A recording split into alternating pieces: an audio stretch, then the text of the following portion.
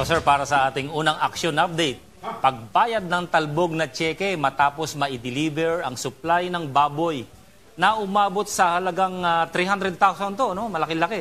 At yan ang sumbong ng meat supplier na si Noel Puentes ng Mulanay, Quezon. Alam ko to, Quezon. Yes, sir. Tatandaan ko. Ito yung kontra doon, sir, sa buyer niya. Pagbayad. Yun. Mula ito, Nakakatuwa sir, naman. sa Santa Maria, Bulacan, sir. Para naman po sa action agad. Update. Mula sa Santa Maria, Bulacan, sir, makakausap po natin ngayon. Nasa Ito si kabilang linya. Big Boy to. Yan. Kung hindi ako nagkamali. Lieutenant Colonel Voltaire Rivera. Rivera, yes. Matala. Nakasama mo sir ito. Kayo nandun sa PRO3. Sige. Ayan, sir. Mukhang may magandang update dito, sir. Pakinggan natin. Ito yung pinaghintay na taga Quezon, di ba? Taga Mulanay. Pinaghintay ng matagal. Galing pa ng Quezon. Pero ngayon, may good news sana ito. Yan. Okay, Lieutenant Colonel Voltaire Rivera, magandang tanghali sa iyo. Kuyang. Sir, Yan. good afternoon po. Pakaskas doon sa update, sir, sa complaint po ni Sir Noel Fuentes. Last June 19, sir, nagpunta po siya sa aming himpilan at agad pong nakipagkita po kay sa kanyang nirereklamo si Leilani Polina. At nagkaroon sila, sir, ng kasunduan na babayaran, sir, ng nirereklamo yung pagkakautang kay Sir Noel Fuentes. Na ito naman po ay nababayaran po ng ating reklamo. So hindi na umabot sa demandahan. Tama ba to, Voltaire?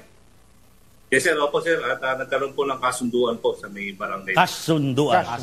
Babayaran na. Di ba? Tama? Ayun, Lieutenant Colonel Voltaire, malaman ba namin kung kailan ba yung napag-usapan nila na bayaran? Yes, sir. Every Saturday daw po, sir, magbibigay daw po si Ma'am Leilani Polina ng sa napagkasundoan po nilang presyo. At ito naman po ay tumutupad naman po dun sa napagkasundoan. Ayun. Pakimonitor na lang, Voltaire, kung totoong tumutupad. Tama, every Saturday. Pero Yes. ano ba ang naging rason bakit hindi kagad nakapagbayad yung nirereklamo? Yes, sir. Depende, sir, dun sa pag-uusap po nila, sir, ni Sir Noel Fuentes. Hindi naman, sir, inelaborate, sir, ni Ma'am Leilani, sir, kung ano yung dahilan. Okay. Basta nung napunta po sila, sir, sa barangay, nag-usap po silang dalawa.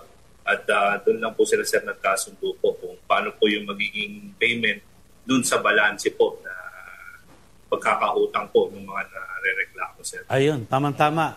Nasa kabilang linya, ang nagre-reklamo na si Ginoong Noel Puentes ng Mulanay, Quezon. Siguro makakapagbigay siya sa atin na mas detalyado kung ano yung napag-usapan nila. Tama. Sir Noel, magandang tanghali po sa iyo. Kumusta po dyan sa Quezon Province? Okay naman po, sir. Ayan, sir. Ano pong nangyari? Sir, magandang tanghali po.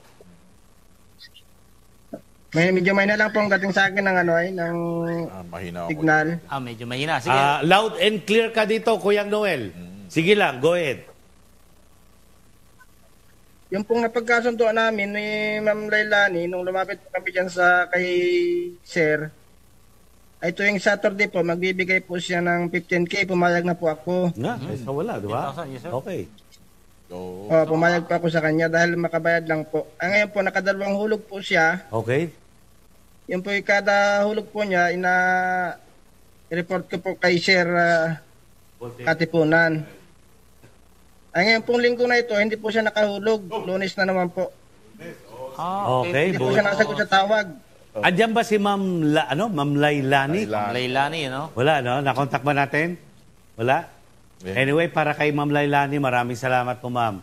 Alam mo, maganda yon Napakaganda itong avenue na to dahil hindi na umaabot sa demandahan. Tama. Kasi parehas lang na napaperwisyo di ba? Yes, sir. At syempre, Makabala sila nasisira pa yung kanilang mga pagkakaibigan, pagiging partners sila sa negosyo. Pati sa negosyo, naapektuhan, sir. Sana all, Yes, sir.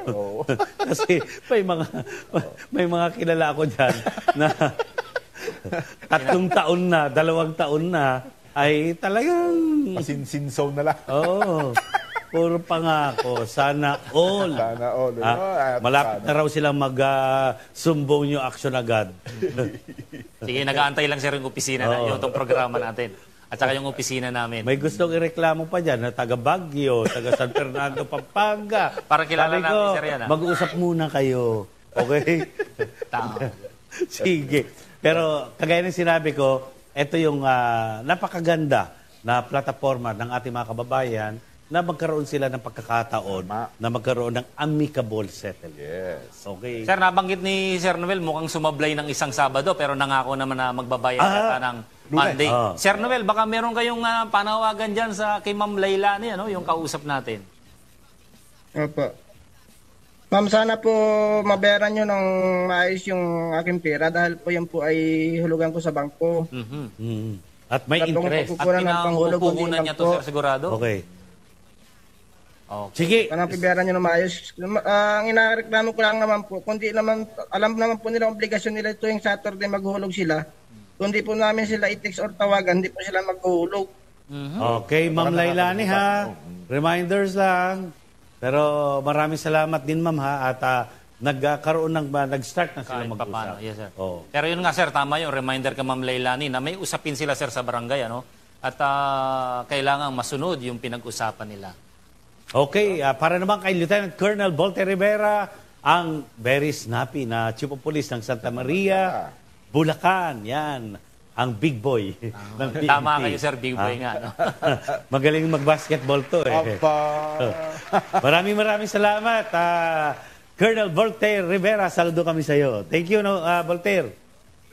Sure, thank At you po. siyempre, maraming salamat din sa inyo, Sir Noel Puentes, ano?